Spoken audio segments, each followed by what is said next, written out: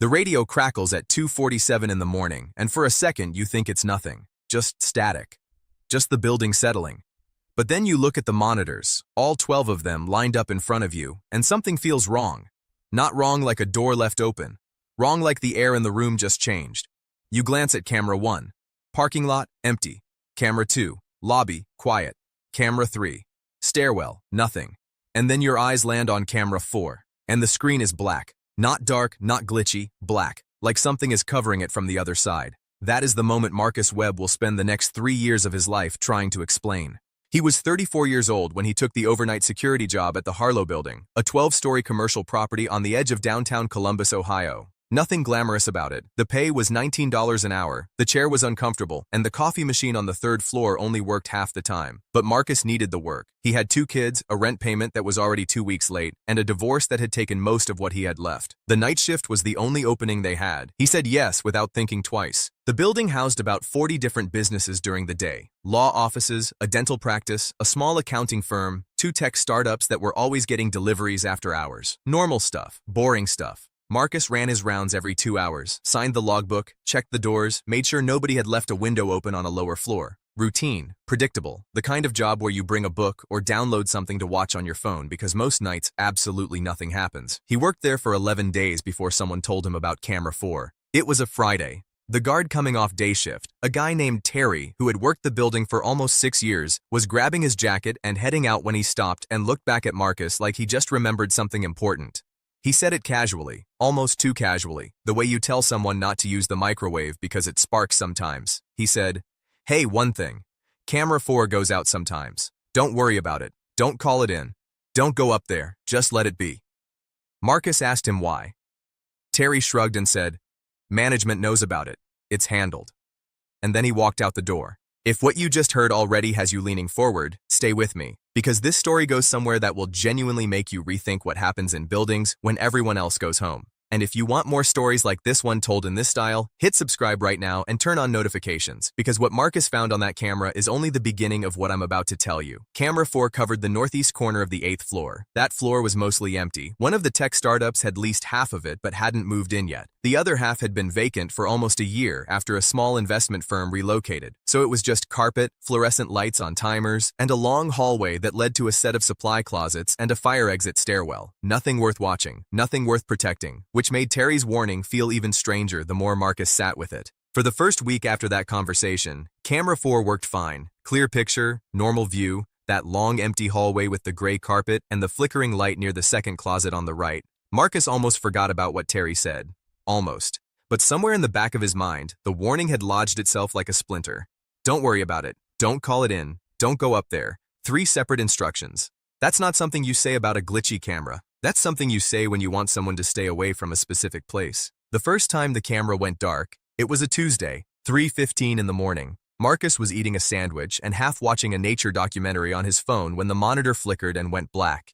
He sat up straight, checked the feed selector. The signal was still connected, which meant the camera was still powered, still running. Something was simply blocking it. He sat there for 42 minutes watching that black screen, his sandwich forgotten, his phone face down on the desk. Then, at 3:57, the picture came back. The hallway, the carpet, the flickering light near the closet, everything exactly as it had been before. Nothing out of place, no motion, no sign that anyone had been there at all. He wrote it in his personal notebook that night, not the official logbook, his own notebook. Date, time, duration. He didn't know why he did that. It just felt like the kind of thing that should be written down somewhere. This happened 7 more times over the next 6 weeks, always between 2:30 and 4 o'clock in the morning, always on the same camera, always for somewhere between 30 and 60 minutes, and every single time, when the picture came back, the hallway looked completely undisturbed.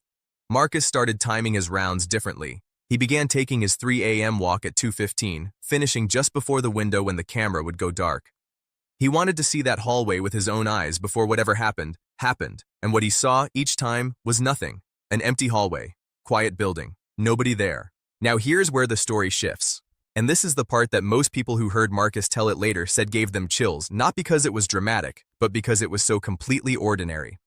One night, about 2 months into the job, Marcus decided to do something small. He took a piece of white paper from the printer in the guard station, wrote the number 4 on it in black marker, and slid it under the door of the fire exit stairwell on the 8th floor during his 2:15 round. Just a small marker. A way to know if that door had been opened. If the paper was moved or gone when the camera came back on, someone had used that stairwell. He went back to his desk. At 2:47, camera 4 went black. At 3:38, it came back. Marcus pulled up the camera feed archive on his monitor, scrolled back to the moment just before the screen went dark, and watched the last clear image from camera 4. A hallway. Quiet. Still. The flickering light. And in the bottom left corner of the frame, barely visible, the white edge of his paper still under the stairwell door. He pulled up the live feed. The hallway looked the same. He zoomed in on the stairwell door. The paper was gone. He sat there for a long time, not moving. The building was silent around him. 12 floors of offices and hallways and empty conference rooms, and somewhere above him, on a floor that was supposed to be vacant, someone had picked up a piece of paper with the number 4 on it and taken it with them, which meant they saw it, which meant they knew he knew. This is the part of the story where most people would have quit, and honestly, there is no judgment in saying that. $19 an hour is not enough money to go poking around dark hallways at 3:30 in the morning after someone just sent you a message by taking your note. But Marcus didn't quit. Not because he was fearless. He'll tell you himself he was scared. He just became more curious than he was scared. And that curiosity is what eventually unraveled something that went far beyond a glitchy security camera in an empty building in Columbus. Here at Shadowlight Stories, the cases that stay with us longest are never the ones with the loudest moments. They're the ones like this, where the truth hides in plain sight, protected by ordinary-looking things. A boring hallway, a routine job, a camera that goes dark. Marcus started researching the building's lease records, not secretly, just through the county's public property database, which anyone can access.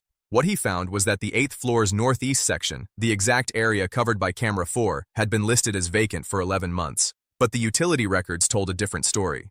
The electricity usage for that section of the floor had not dropped the way it should have if the space was empty. In fact, 3 months before Marcus took the job, power consumption in that specific zone had actually increased, not dramatically. Just enough that if you weren't looking, you'd never notice. But it was there. He brought this to management. Calmly, professionally, with his notes and the dates written out. The building manager, a woman named Christine, listened to everything he said and then told him that the utility readings were a known issue from an outdated metering system and that the space was absolutely vacant. She thanked him for his diligence. She told him she'd have the camera looked at, and 2 days later, Marcus got a scheduling change. He was moved to a different rotation. The Harlow building overnight shift was given to someone else. He was not fired. He was just quietly moved. That is not the move of a company that thinks you found nothing. The thing about secrets hidden in plain sight is that the people keeping them count on your indifference. They count on the fact that most people, when they're tired, when they're underpaid, when they've got 2 kids at home and a rent payment due, they will take the path of least resistance. They'll see the black screen, they'll remember Terry's words, and they'll look away. The system that keeps those secrets isn't built on locks and alarms. It's built on exhaustion. It's built on the very reasonable human instinct to not make your life harder than it already is. Marcus was supposed to look away. That was the design. The warning from Terry, the vague management response, the reassignment when he pushed too hard, all of it was scaffolding built around one assumption, that a night shift security guard making $19 an hour would eventually decide it wasn't his problem.